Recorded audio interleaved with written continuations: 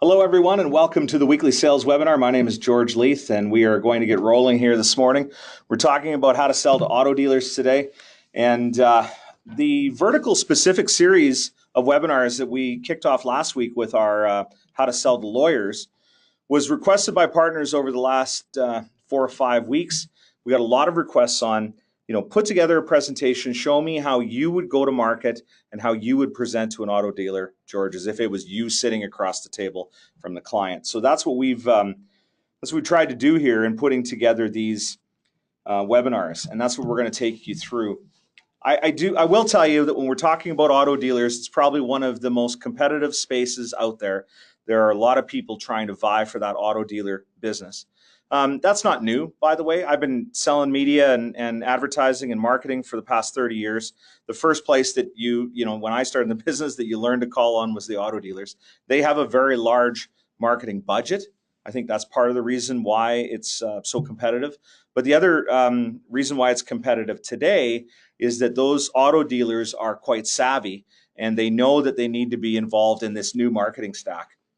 It's not just running ads in the paper or running television ads or running radio ads that they need to be doing. They need to be involved in this entire marketing stack to influence the customers that they want to shop at their dealership. And it is very competitive. It's very easy for consumers to do research online. And in the auto space, they need to be very, very savvy when it comes to their marketing. So that means that when we go in to present to those folks, we need to be savvy as well. And it really isn't about selling anymore. It's about informing and it's about helping. And, the people that I know that are very good at this in working with whether it's auto dealers or any other vertical are the reps and the consultants out there that really know how to take care of their customers. They're not afraid to tell them how it is. They're very transparent about what their take on it is. They do a lot of research. They educate their client. They connect and make sure that they're involved. I will tell you, if you're going to sell to auto dealers, you better be ready to be working 24/7. And any of the folks that I know in this space that are very good are very plugged into their clients. Their customers are able to text them, they're able to email them, and the person that's dealing with that relationship gets back to them very quickly because you need to have that satisfaction. And I think the other thing is that I've noticed when you're dealing with auto dealers, you're going to be challenged a lot. And you need to either have the answer or you need to be able to get the answer and take care of that customer. So what I'm saying is auto dealers are high maintenance. They always have been. They deal with the very best of the best when it comes to marketing and communications and advertising. So if you're going to start calling on this segment, you really need to have yourself a great presentation. You need to be very focused on customer service, and you need to make sure that you're bringing your A game. So a lot of research is needed on your end to be that influencer, to be the person that's going to be that trusted provider. And, we talk a lot at Vendasta about this customer journey that our clients are going through. And the auto dealers are no different. I would say that the one thing that I've noticed is you really need to have that research nailed down. You really need to know the space and understand what their challenges are. Autos is a very challenging space. It's a very competitive space. You just have to drive to any nearest auto mall and you will see very well-run businesses. And I know in working with auto dealers over the past 30 years that they spend an enormous amount of money educating their sales reps, educating that person that is helping you get behind the wheel of your new Audi or your new Chevrolet or whatever it might be. That salesperson is very well educated. They, auto dealers, the auto manufacturers rather, have video training series and they have tests that they put the reps through so that they're able to answer all those questions. I can't remember who the auto manufacturer is that runs the ad where the kid comes in with his dad and the kid asks the sales reps all the really tough questions about the vehicle that they're thinking of buying. That's where we're at. You can go online and you can learn about the car or the truck or the SUV. that you're buying. I recently bought a new SUV, and by new I mean new to me because I'm Scottish, so I'm a little cheap, and I'm never going to buy a new vehicle, is what I always say. So I was able to find a slightly used vehicle, and I knew everything about the model that I was buying. I knew exactly. I could almost smell what it was going to smell like before I ever went and test drove the vehicle. I was very, very well educated as to what I wanted to buy.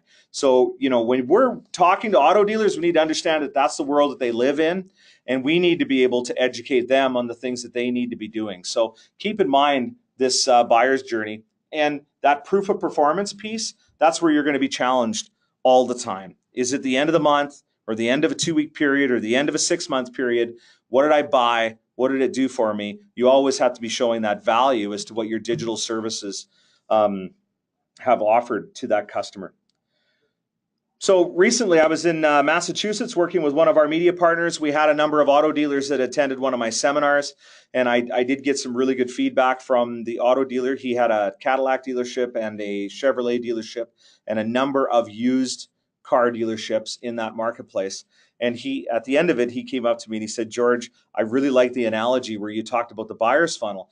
And I use this pretty much on every presentation when I'm presenting to business people. We talk about the fact that the vast majority of buying decisions are made online. This is a shopper science study that they've been doing over the past 7 years, where they have analyzed what's been going on. And I like to use this on every call. Don't just assume that your customer understands this information. I think, and in a broad sense, they understand it. But what I have a tendency to see happen is when we present it to the dealer principal, the person that may own a number of dealerships or owns the individual dealership, they will go grab their sales managers and they'll bring them in, or they'll grab their marketing person that they may have on staff, and they'll say, "See, I told you." When we start to show this data, I think it's important that you recognize the folks that are on this call, and we're going to be recording this webinar and using it inside the Sales and Success Center as subsequent training as you add new sales reps. If you're an experienced rep, sometimes I think you take this for granted, but I have never had this information serve me incorrectly. It's important to run them through a refresher that this zero moment of truth that Google talks about, the ZMOD as they have coined it, is really what the problem is, and what's impacting businesses is that there are a number of different places that we can go to research a business. And it's important to understand what's being said about that business online. There was a story yesterday in USA Today that talks about the Cars.com acquisition of DealerRater and why it was so important. And that is the fact that online reviews really are the piece that is, making it or breaking it for the buying decision. So what does all this mean? That every business has a buyer's funnel. How do leads become sales? Well, what advertising does is it gives us some leads. The analogy we have here is McDonald's. I don't care if it's McDonald's, Burger King, auto dealer, funeral home, whatever it might be. We're running some advertising to tell people about our products and services, and we get some leads. And what we hope is, as those leads come through their buyer's journey, they turn into customers at the bottom of the funnel. So advertising puts leads in the top of the funnel, and then those leads go and look online to see if they can find a business in their online listings. And, it's getting better, but it still is a problem. There still are listing sources that have the wrong data, even in the auto space. And then the other piece of this is listing sites are asking for more information. It's name, address, phone number, it's business category, it's whether they have an auto body shop or not, it's whether they do auto detailing. There are a number of things that need to be considered when we look at the listings of a dealership. And in the auto space, one of the problems I find in this listing space is if they are an auto group where they have a Mazda store and a Chevrolet store and a used auto store, they may just have one listing for the auto group. Well, if I'm searching for Chevrolet dealers in a marketplace, I better have a specific listing just for the rooftop that's Chevrolet. So, listings, really important around name, address, phone number, but now becoming even more important around what items and services are being sold, video on that listing site, photos on the listing site, and it's really becoming a marketing channel as well. So it's not just found, it's around that marketing piece. And then we've got the reputation portion. And that story in USA Today around the Cars.com acquisition of DealerRater really speaks to why reputation is so important. the fact that consumers are going to over 15 different places to make their buying decision, and what they see in those online reviews is so important. And especially in the auto space, they need to be responding to the negative reviews, responding to the positive reviews, and then amplifying those positive reviews across their social media channels. It's table stakes. It's just something they need to be doing on an ongoing basis. Now, in addition to that, they need to be knowing what's being said inside those reviews, because there's competitive intelligence. When you read those reviews, you might find a staff member that's doing a great job. I'm going to show you an example of that here in a moment, of reviews about somebody showing that they're doing a great job. And then when you read into those reviews, you'll see the things that customers like about what that person does. So and why don't we go to that right now, because it's a great example of a customer. In the business is Auto Clearing, Chrysler, Dodge, Jeep, Ram. And you'll notice here in the word cloud inside the Vendasta Reviews platform, this person, Bill Stefanik, his name comes up. And when you click on Bill, you're able to see all the reviews that talk about him. Let's just get that rolling here. And I've already clicked on that. So if you look at this, you'll see all of these people saying great stuff about Bill. Every one of these reviews. And they even talk about Kelly Shinkruk in the service department. Look at this. Just review after review after review about Bill and the great job that he does. So there's a number of different ways that this impacts that auto dealer. And I try and talk about it on my calls when I'm speaking to auto dealers. The fact that, when you're inside the reputation portion of this buyer's funnel and somebody comes to the auto clearing review sites and they keep seeing the name of this Bill that does a great job selling to people, there's a real good chance when I arrive at auto clearing, I'm going to say, give me Bill. Everybody has said that this guy does a great job when it comes to selling them a vehicle. So Bill is going to get more leads, and ultimately the dealership where Bill works is going to get more leads. And then we've got this social thing. The fact that we need to be involved in social media. And this is where you may, when you're dealing with an auto dealer, hear I've got somebody that looks after my social. We have somebody on staff that looks after social. And that's where we're able to help that person be even more effective. So what I mean by that is, just because they're doing something doesn't mean that they can't do it better. And that's where you may have to have some measurement. And the snapshot report helps you with that, where you have some measurement of the work that business is doing on social. And then the website. Auto dealers, a lot of them have good websites. A lot of them have horrible websites. And this is where you're able to speak to them around the website portion. So if any one of these pieces of this buyer's journey has a problem with it, it's driving leads to the competition. And I love talking about this because the auto space of all verticals that we deal in is one of the most competitive. And by getting intelligence about their competition, they may be able to turn those leads that the competitor is getting into their own leads. So the buyer's journey here is where we introduce the competitor and the fact that they have that same funnel.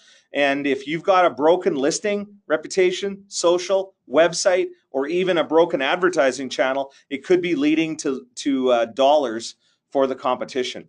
So the best way to increase the dealership's advertising budget is to leverage the competitions by making sure that we have those 5 pillars of the virtual doorway nailed down, from advertising right through to the website.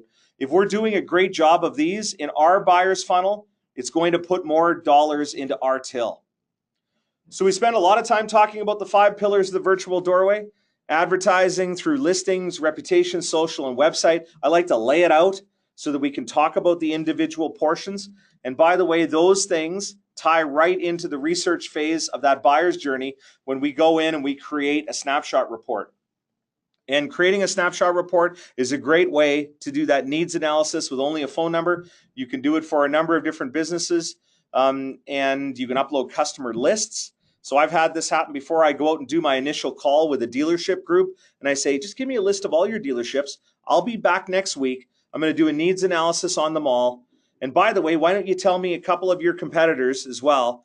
And let me do a needs analysis on those folks, and we can find out ways that we can manipulate the relationship that they have with their customers, maybe find some chinks in the armor that we can exploit. And that's all in our first call that we have with the dealership. Just give me a little bit of information, and I'm going to go back and I'm going to come back in with some snapshot reports and some analysis of that. So, this report is a great way for you to be able to go in there and have that conversation.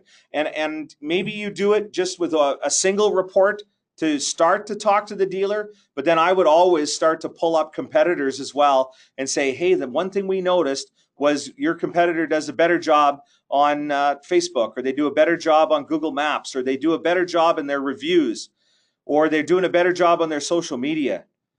So, this report here where we talk about their number of likes compared to the industry average, and then when we pull up those competitors, it's another way to have a conversation. So we get a lot of questions around Reputation Spy. It's something that I've been very bullish on in the auto space for a number of years now, where we utilize the brand analytics dashboard and we pull in some information about competitors, but we also pull in some information about what I call favorites. What I've found in talking to auto dealers is they have auto dealers that they really admire and that they're tracking. And in this instance, this is a friend of mine that is the general sales manager of the Wyant Auto Group, and they actually have a winter home in Scottsdale. So they spend a lot of time looking at other dealerships in Scottsdale that they admire. And we were able to pull data on these dealerships that they admire. You can see why they admire them. They've got a very good online reputation. And we can come through here and we can start to see some of the information about why people love that dealership or why they don't like that dealership. And there's some great information here. Here's that Dealer Rater review about why. And you'll notice that there's lots of names of people that are starting to show up in these reviews. Of course, they've got a couple of haters. Chris Butcher was awesome. I came in there looking for 3 Series, extremely knowledgeable. So here's some information that we're able to pull in. And this actually pumps right into a dashboard that Michael and the team over at the Wyant Group are able to have a look at all of the reviews about the people that they admire. And then they're also able to look at all the reviews of their competitors. And I remember the day when I put this data right in front of them. We're able to, and he was, intent about this, looking through and figuring out what are people saying about Merlin and why do they like them. Or, sometimes they just like seeing that people don't like them. But there's some great information in here. Larry and the gang. And you can just read through those reviews. So, one of the things that I like to use as a tactic when we're in this research phase and we learn a little bit more about the group, let's say that we are presenting to an auto group, I would make the investment and pull snapshot reports on everybody in the auto group. And I would create a brands dashboard to show them that they could have all the data on the auto group for themselves, for the dealer principal, for Vaughn, who's the owner, for his sons, for the CFO, for the general managers, the ability to see all that. And that all happens here in this research and education phase. Now, the other thing is you may not be able to get a meeting with the auto dealer. And you might want to do a little bit of prospecting. That's where you would utilize the Vendasta marketing automation to be able to send out a campaign using this snapshot report. And when the dealer principal opens that email, then you could follow it up with a phone call to try and get that appointment. So, within this acquisition phase, when we're trying to acquire a new auto dealer, we do a ton of research. And then we try to educate that customer, and then we come in to do the consultation, and that's where we would build that presentation. One of the things that I want to get you on board with so that you're thinking about when we're doing that consultation, and I've been working with a number of our auto-specific partners, one of the things that is starting to jump out is the fact that these reviews, and I'm going to go back to this auto clearing piece around HR. And the fact that they can start to see which staff members are doing a great job and which are not doing a great job, and utilizing this around human resources. And with Indeed and Glassdoor being sources that we are monitoring, you can start to pull that data in and you can start to see what staff members are saying. So it's another piece that I want to make sure that you're adding into all of your presentations is, and we are going to include that within the resource deck that we're going to share with you afterwards is a slide that we're including in all presentations talking specifically about Glassdoor and Indeed. And if you're not using this as part of your presentations, we found it to be very powerful, especially at that high view when you're talking to the dealer principal. They want to know how their staff are feeling. Finding good people is very difficult. I'm sure in your agencies you understand this, that finding a good staff member is hard to do. And it's very difficult in the auto space. It's highly competitive. If you've got somebody like Bill Stefanik that's doing a great job, there are going to be other people trying to steal him away. And we also want to make sure that we are helping the people that are having problems, or maybe even managing those people out. So in Glassdoor, it's good to know that you're able to see that data. I found it to be very powerful when you're making the presentation where you speak about the HR aspect. I get asked all the time when I'm going through these when I'm going through the snapshot report, what are the things that you're discussing? Well, local search is one of the key components, where we talk about whether the consumers are able to find the business properly. And I always talk about some of those problems, like the fact in the snapshot report we saw for Jubilee Ford earlier, where their Bing listing was incorrect. It had old data, and we need to make sure that we have that correct. And then the fact that there are new digital trends making listing data very important. And that is the fact that consumers are just going into their device and they're asking Siri to tell them about where the Audi dealer is, or where are the Audi dealers in this marketplace, or where is there a good auto body shop, or where is there a good service department. So having that information correct when it comes to business category and making sure that you have your listings correct is being driven by this new digital technology, where we actually aren't even typing anymore. We're just asking a question. Show me a service department that's open until 9 o'clock tonight. And that's where the hours of operation are there, and really important. And then we've got the list of services that are provided. And those services might be an auto body shop where we want our vehicle detailed, or maybe it's a quick oil change, knowing that dealership has that list of services. And consumers, yes, are still typing it into a browser, but more and more they're starting to just ask for that information from a virtual assistant. We like to talk about the Magic 3, that search on Google that 80% of consumers are doing, and the fact that business, and I've got a restaurant version here, but we can extrapolate this and talk about the auto dealer, where we're starting to put some more of that information in there. And also when we're landing here on that search, whether they own the business or not, or whether the consumer can suggest an edit. So this is part of that discussion as to why we need to continually be updating our listing data using something like a Listing Sync Pro. The fact that consumers can suggest edits, and those listing sites are accepting those edits. If enough consumers are saying this place might be closed, that's why we need to constantly be pushing our proper data using Listing Sync Pro to those sites. So when we get down to the end of discussing the listing portion, and we're using a snapshot report as that needs analysis, we can talk about connecting Google My Business to the platform so that we're able to sync those instant updates. We're able to respond to reviews, and we need to be getting some Google reviews because they're impacting local search. Having that consistent listing data, and then having if a consumer is searching in the market, are they able to find the the Chevrolet dealership, the dealership that is doing auto detailing, the auto body shop that a lot of times is strapped to that local dealership. Then the fact that we need to be building new listings or citations to help our search engine optimization, and adding regular content to our website, which is also a key component of local search. So, what I'm talking about here is a couple of slides back, and, we're using slides to tell a story here. But what you want to be thinking about when you're making the presentation with a snapshot report is you're telling that story. And I like to call this looping, where we start out, local search is very important for your dealership. Here are the reasons why. And then at the end of it, we come back to these 6 things you should be doing. And when we loop back, we say local search is very important to your dealership because of these 6 things. Some of them you're doing well, some of them you could be doing better. So on each portion of the snapshot report, I like to use this looping tactic where you say something very powerful at the beginning, and then you bring in the data to support that. You give them some things they should be doing, And maybe you even give them credit that, yes, you're doing a great job of these, but there are some in this 6 that you could be improving. And then we do that same thing when it comes to reputation.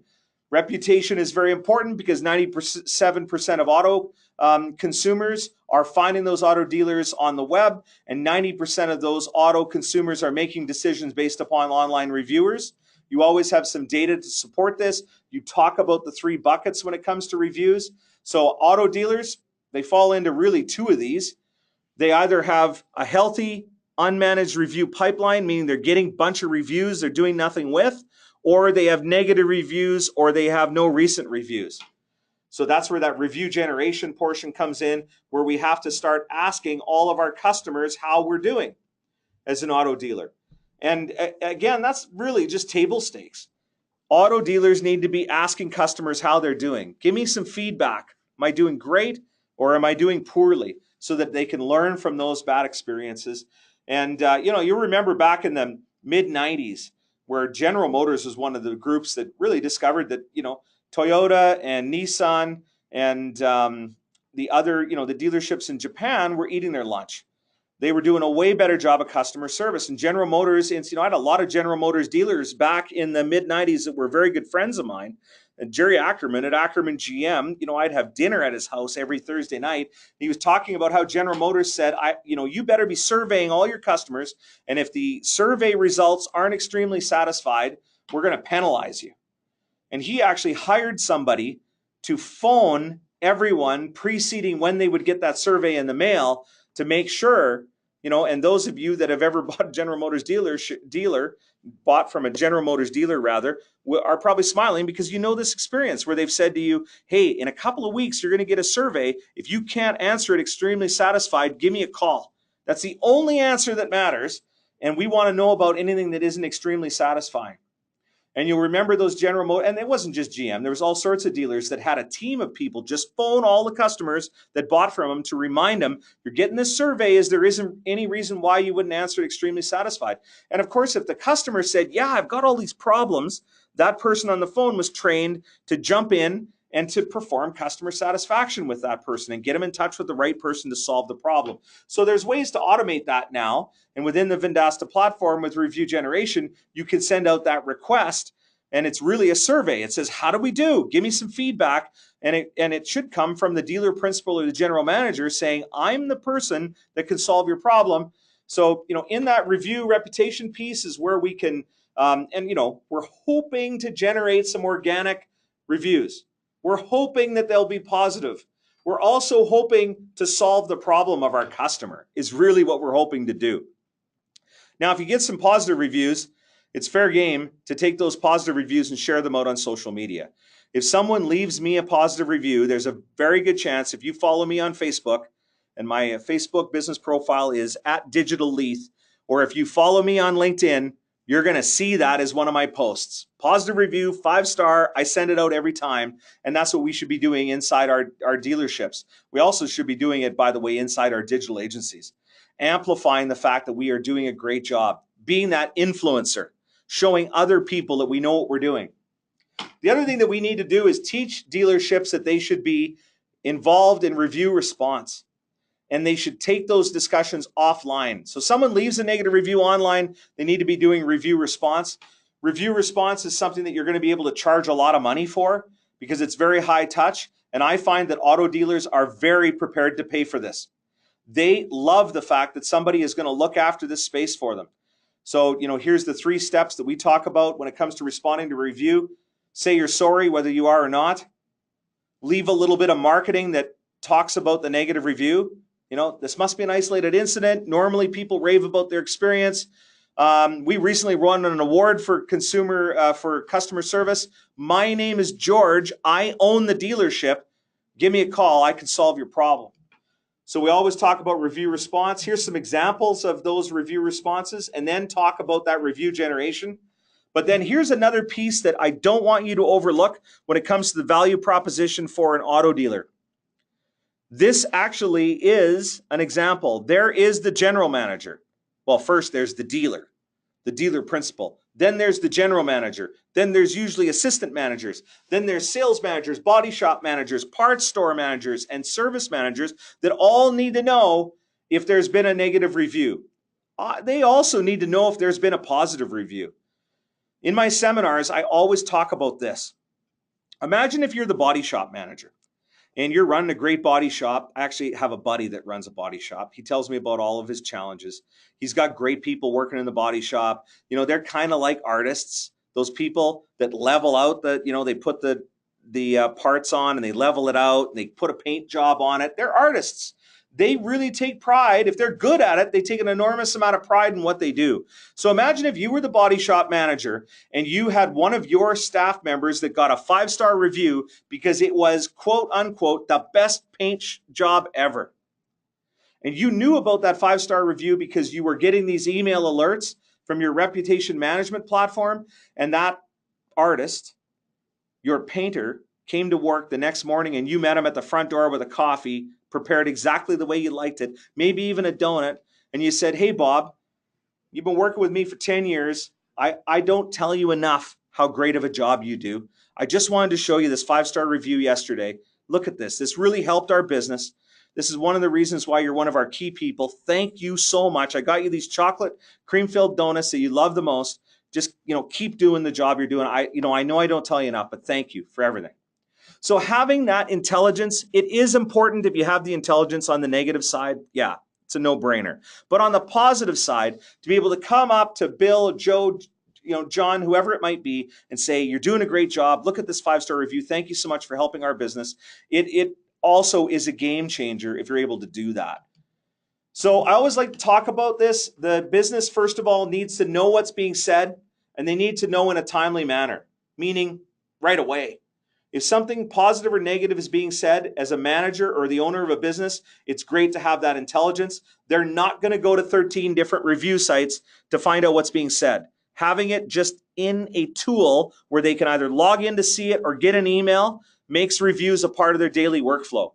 Next up, they need to respond to every review, positive or negative, and they need to be promoting those positive customer comments online and promoting those positive customer comments to the people that have been getting them, walking up to those folks. And that's by getting all of your management team reading reviews and helping make it a part of their daily workflow where they're talking about reviews in their one-on-one. They're talking about comments that were made. They're using the data inside those reviews to make intelligent decisions about how to manage the business. So it is an enormous amount of value, especially in the auto space, to be able to have this information. Now on social media, this is a bit of a challenge on social media because there are a number of different social media channels that we need to be interacting with. And having that tool, social marketing, within the Vendasta platform allows them to interact on social more often, respond to every comment, keeping in mind that a lot of those comments on your Facebook wall are essentially a review, and then making sure that we have the social channels claimed at the very least, but then that interaction. Now, number 4 is identifying the social media audience. And this is a key component. We've got those likes. You remember back here, let's go back to that snapshot report for Jubilee Ford. We got a bunch of likes. We got 621. Actually, a little bit on the light side for an auto dealership that was the #1 Ford dealership in the city last year. I think it should be a lot higher. But those are 621 unique customers that have went out of their way to like Jubilee Ford. And what we're able to do now with advanced Facebook targeting and advanced online targeting is to take those people, that audience, and find a lookalike audience and market to them. In addition to that, we can get a whole bunch more likes if we take our email database that we've been able to build up. Now, I don't know about you, but if you've bought a car or an SUV or a truck in the last little while, you have to give them their email address. And some dealerships do email targeting, but a lot of them don't. And a lot of them aren't taking the email address that they have and trying to leverage a larger social media audience. So I find this a lot when I'm talking to auto dealers. I'm like, how many people do you have in your email database? Oh, we have everybody that has bought a vehicle since email was invented. Are you doing any marketing to those folks? Have you taken that audience and put it into social media to try to drive more than 671 likes on Facebook? And the answer usually is no. So we're able, by identifying that audience, using either a list of email addresses or taking those vast number of likes that you have or connections on LinkedIn, we can take those channels and start to utilize them to market. Either build a larger Facebook audience, take the email audience and turn it into a Facebook audience, or take that greater audience and start to do some targeting on social media to drive a larger reach out of that channel. So there are a number of things that we're able to do inside that social channel to increase our ROI. And I have brought together a number of different things inside this that are going to be made available to you. And that is, kind of what I call the appendices of the presentation. I'm not going to go through the whole thing, but I have brought in a whole bunch more data here, and we're going to provide this deck to you at the conclusion of the webinar where you're able to utilize these items. And this is a tactic that we started at VendastaCon, and we're going to continue to carry out over the next 12 months, is when we do a webinar, we are going to present a bunch of information, but we're also going to give you a deeper dive into the data. There are some customers out there that just, I'm a high D. We did some disc profiling at a leadership offsite last week. Pretty easy to see. Those of you who know me and know our CEO, Brendan King, we're both DIs is what it came out. If you ever done disc profiling, you know what I'm talking about. So for me, I don't need all the data. I need you to tell me a compelling story and make me believe. But there are a bunch of people like our CFO, Mike Brennan. He wants the data.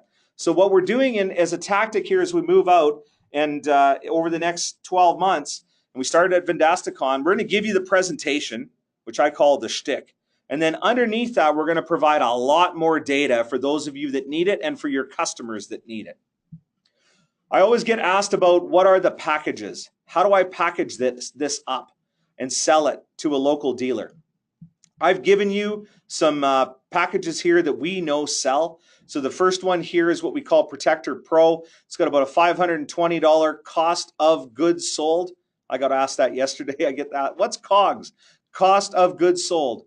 So this is the cost that you would pay to Vendasta to sell this package. You can see that we sell it between $700 and $1,000. You're actually able maybe even to get more than $1,000.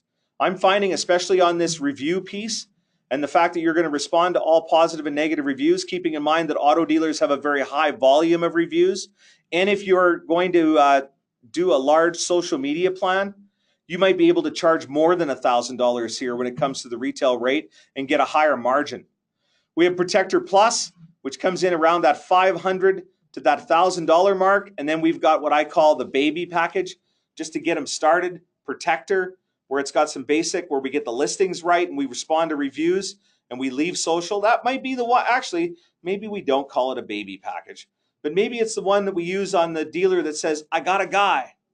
And then you find out the I got a guy hasn't claimed their listings and isn't responding to reviews, but is doing an okay job of social. This is where you might sell this program to them. And you're giving them the software where the I got a guy might help scale their work by utilizing the social marketing solution. So those are some packages. Now I want to jump into this. And if you can't sell them anything else, then we've got what I call the Hail Mary, which is the DIY toolkit. The I got a guy is doing everything. Well, you can still sell them the DIY toolkit where they're able to do a bunch of the work using the platform. We've given you a complete summary of what those costs of goods and what you need to turn on or off and what's all included here inside the appendices. But I do want to talk about digital advertising. So everybody's super excited about digital advertising. And, maybe nobody more than me. I've wanted to sell digital advertising here at Vendasta since I started 5 years ago. The reason for that is I know how to sell advertising. That's what I've spent my career doing. And all the eyeballs are online. So why wouldn't we want to be selling digital advertising? And what I'm finding with auto dealers is they want to do digital advertising. It's definitely something that they want to do. Why would you, as a partner, want to do digital advertising? It's going to definitely help you acquire new customers. I think there's a lot more customers out there used to spending money on advertising than there is used to spending money on reputation. So what we've been able to do in the last 5 years with Vendasta, where we've doubled in size and revenue, is we've convinced a lot of agencies that they should add reputation to their advertising sale. Those of you not selling advertising, I'm just telling you, you should be adding advertising to your digital marketing sale. If you can sell them digital marketing, it should be pretty easy to sell them digital advertising. So it's definitely going to expand that basket or what your monthly spend is going to be from those advertisers. And you're going to increase your profit and performance, and you're going to give them a one-stop shop. That's what the other thing I really like about this. If that car dealer or the auto dealer loves you as a digital marketing specialist, and you're now able to give them a competitive advertising program that's simple to implement, that's hands-off and taken care of, and just gives them a report at the end of the month that shows them ROI, wow, it's pretty powerful stuff. So we're trying to simplify this, and I was at a convention 2 weeks ago now in New York, where there were some of the top people in the media business, television, radio, newspaper, directory companies, and all of them are talking about simplifying the ad spend, simplifying it for that advertiser, where we just say to them, you know, what are you trying to accomplish? Do you want phone calls? Do you want people to walk through the door? Do you want both? And then we start talking to them about how we're going to just talk about results. So again, in the appendices here, I've given you an actual presentation that you can brand to go out and have this conversation with customers. And I want to talk a little bit about the tactics that we're using. The tactics that we're using are, of course, we're a partner with Google, and we're a partner with Facebook, and we're using some display advertising. And that display advertising is site retargeting, where we put a retargeting pixel on their website, search retargeting, where if somebody searches for their competitor, the very next place that they go online, they're going to see an ad for your customer, and geofencing. So if everybody's going to the auto mall across town, we're going to put an ad in all of their phones. They could be sitting in the service department of a competitor, and we're going to serve up an ad for you. Well, that's pretty cool. I'd like that. Again, appealing to that competitive nature of the dealership. The exciting thing is that every person that phones the call number that we're going to use for the advertising campaign, we are going to know the DNA of that call. So we are going to record it. So we'll be able to play you a recording of the call. We're going to be able to see the length of the call. And then we're also going to transcribe the call. We're going to take the audio, turn it into text. We're going to run it against a set of keywords, and we're going to show you the keywords that came up in that call. You'll see at the bottom here, we have the recording of the call, but we also have some flags that have come up. I'm sorry, my slide deck went a little wonky there. We also have some flags that came up that show that the keyword available, credit cards, and reserved came up. Those were the keywords that we were looking for inside that call. But that's pretty powerful stuff to be able to see the DNA of that call. We're going to show the we're going to build the landing pages for you. So basically, this is the creative.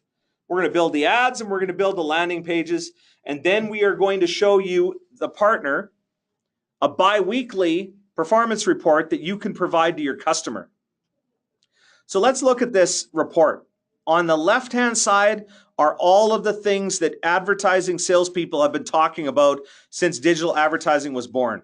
Impressions and clicks. Those two things are what they talk about. Now, the smart ones, the smart advertising sales reps that are dialed in and are getting it, what they're talking about is the stuff on the right, the engagements and the results. So what we have to do when we're talking to our dealer is say, what would a new customer be worth to you? If I got you a phone call that converted to a customer, what would that be worth to you? And if I get somebody to walk into the dealership that converts into a sale, what would that be worth to you? So you get that high level conversion number where they say, oh, those are worth a lot of money because if I could get more people coming in, I know that they bought a vehicle, that's worth X. Okay, great. Now you have to have a number as to how many people walk in your door, convert to a close. And a lot of dealers will have that number. They'll be able to say to you, yeah, I know that of 100 people that walk into the door that are qualified, I'm able to close X. So that's those result numbers that we're looking for. And what we're trying to do is get to this right here in the bottom right-hand corner, which is return on investment, where we say your campaign was $1,000. We ran it from 11/29 to 12/29. So we ran it for the month of December. We ran $1,000. We got you this many impressions and clicks. We got 87 engagements, and we know that turned into 62 results. meaning you got yourself $6,200 on a $1,000 investment because you told me that one of these results was worth $1,000 to you. So that's a 520% return on investment. So this is the discussion that you want to have with your dealer. And it's an exciting one to have because it is the ROI discussion. And I want to be really clear. This left-hand stuff, these two bars on the left-hand side, there's a lot of people selling that today. They're out there saying, yeah, I got you a bunch of impressions. I got you a lot of clicks. Woo! But what advertisers have started to say, and this has been for the last 36 months or so, and they've actually been saying it a lot longer than that. When I was selling radio ads in the late 80s and early 90s, and I transitioned into being a publisher, and I had my farm newspaper group, everybody was talking about ROI back there. And what we would say, well, we're reaching a lot of people, and how has sales been? They're like, oh, they're up, down, whatever it might have been. Oh, well, we need to tweak your media mix. We need to look at your creative. You know, in the radio business, we want to make sure that we've got a very emotional message because emotion sells. But, you know, what the customer was actually looking for was, show me that $6,200 that you brought me. With digital advertising, we're able to have that conversation. We're able to have that conversation where impressions and clicks now are leading to engagements, and they're leading to results, and we're leading to true ROI. So we've tried to really simplify this discussion. And by the way, the bi-weekly performance report, I'm hoping that in the next 6 months, we're going to have a live performance report. More than that, a live performance report right on your phone. Tim Johnson, our EVP for digital advertising, that's his vision, is you just go to your phone and you see the health of your business. It just ties into the upcoming LMI that we're going to be releasing very soon. So, you know, I get a lot of questions about our digital advertising program, primarily from people that don't sell digital advertising today. But the people that are selling digital advertising today that are converting over to our program are like, this is fantastic. This is what I'm looking for. Now, when it comes to the tactics, keep in mind, if you're dealing with a customer that are used to this discussion over here, where they talk about search engine marketing, they talk about Facebook marketing, they talk about display advertising, and it's all about what tools we're using, we're going to use a bunch of tools. In the starter package, we're going to use a couple of tools. In the pro package, we're going to use a bunch more tools. And in the premier and custom package, we're going to use even more tools. We're going to give you a minimum number of campaign impressions, and we're really going to be focused on the results. That's why you can't sell this as a 1-month deal. You've got to sell it and say, you know, in the next 90 days, we'll know whether it's working or not, because we are going to tweak a number of these things to get the right result.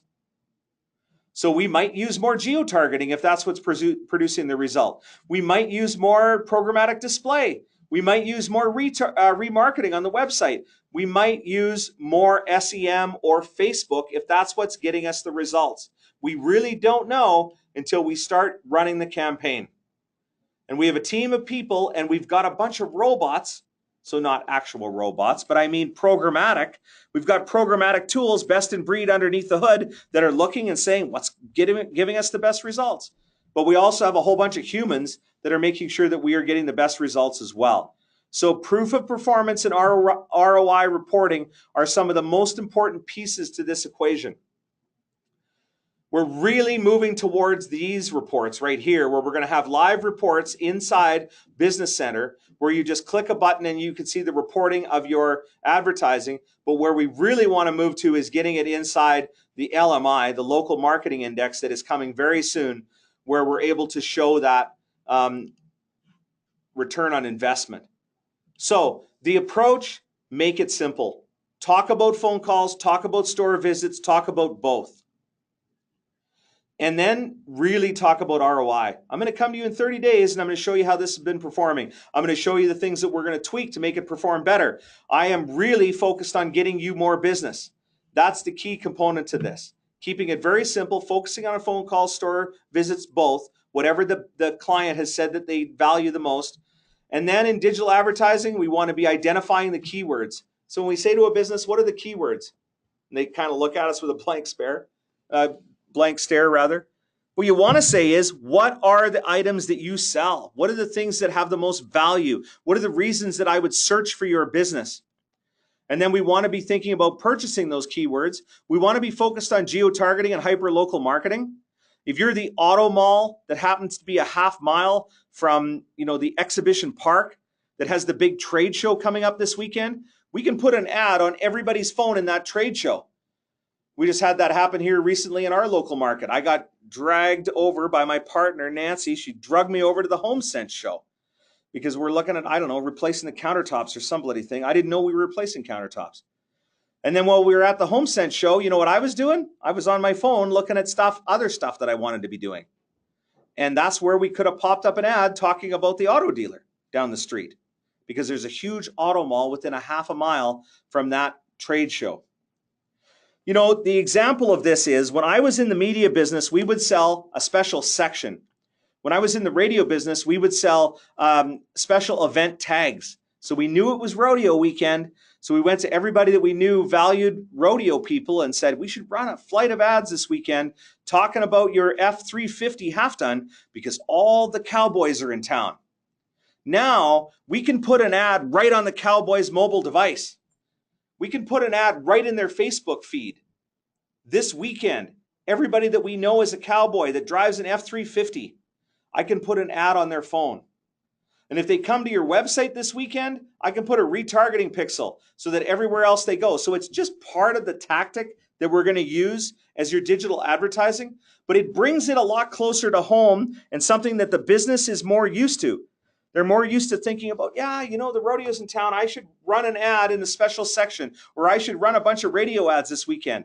Yeah, you could do that, but you also should give me $500 or $1,000, and I'll make sure that your ad is on everybody's phone that's in town going to that rodeo, because I know where the big rodeo venue is, and I can geo-target it as you look bottom left-hand corner. So what I'm helping you with here is when you go in to have the discussion with your customer, make sure you're always talking about ROI. And we can dig under the hood and show all the return on investment, where the phone calls came from, all that stuff. But what we also want to be talking about is tactics. We're using a bunch of them. We're purchasing keywords. We're using retargeting on the website, but we're also looking at Facebook and we're looking at targeted display, and we're doing geo-targeting to get you the people's eyeballs that are in town this weekend for the rodeo, the lacrosse game, the hockey game, the baseball game, the football game, whatever it might be. So I'm really excited about the auto dealer vertical. If you have ever attended one of my webinars or one of my seminars, or if you attended Vendasticon, we're always talking about what are the best verticals? Who should I go after? And I notice a bunch of people on this call that sell to auto dealers, and they know how hard it is. I would say that some of the biggest challenges of selling to auto dealers is that they're very demanding. They are very savvy. They also have there's a lot of competition. There are all sorts of people there that are trying to eat your lunch. So you really have to have it nailed down. I hope that you found this webinar valuable. We are going to be sharing out the collateral that I showed you today. That'll be coming out very soon inside the Resource Center. The other thing, as I spoke about last week in our lawyer-specific presentation, all of these vertical-specific recordings are going to be plumbed right into Sales and Success Center. So your salespeople, when they come to you and they say, yeah, I've got an auto dealer that I'm presenting to, you could say, go to Sales and Success Center and watch the training resources on how to sell to auto dealers. We're trying to give you is that we want to help you with those training resources in a very easy place and a very scalable place. Some of you have 2 salespeople, some of you have 200 salespeople. We want to just have it in Sales and Success Center so that you can send it out and you can have all of these resources living there. And when you hire a new salesperson, you just send them to this video portal where they're able to do some learning at their own pace. Well, thanks for joining us. My name is George Leith. This has been the weekly sales webinar. We'll be back here again, 1 o'clock Eastern, next week, coming to you live from London. I'm attending the Cinda show next week, so our webinar, I don't even know what time that's going to be in London, but I'm sure Michelle will tell me, and we'll be coming to you live next week from London with more in our vertical specific training series. I'll see you when I